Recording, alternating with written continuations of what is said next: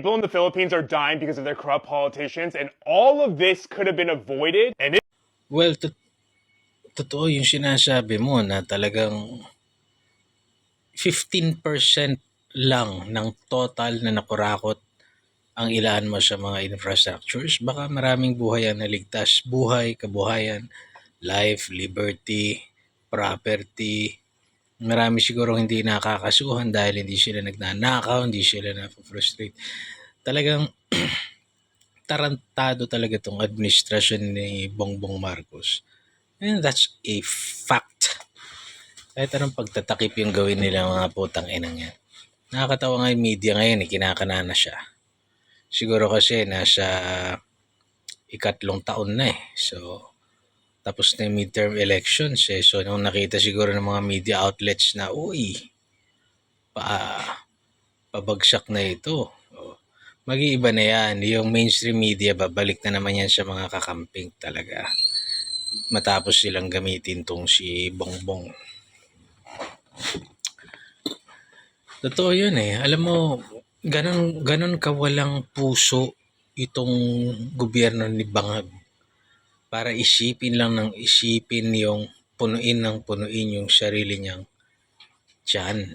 Talagang mga sugapa eh. Talagang mga, kumbaga, bakaw.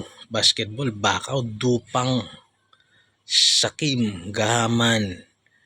Mga ano to eh, mga walang kabusugan. Mga julul. Talagang nakakamuhi. Di mo pati ibang bansa nakikita na.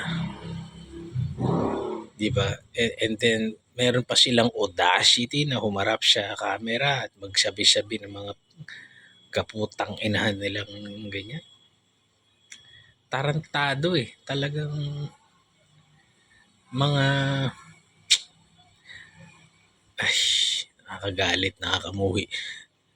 But anyway, I hope na sa dulo ng mga buhay nila, kagaya na lang ni Enrile, maybe they accepted Jesus Christ, maybe nanghingi sila ng tawad. I hope mapatawad sila.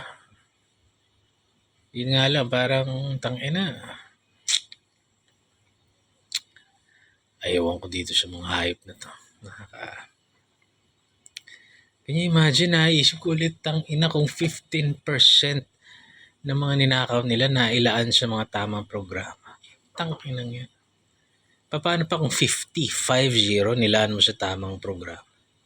Tamang infrastructures, PhilHealth. Putang ina talaga eh. Dapat alisin.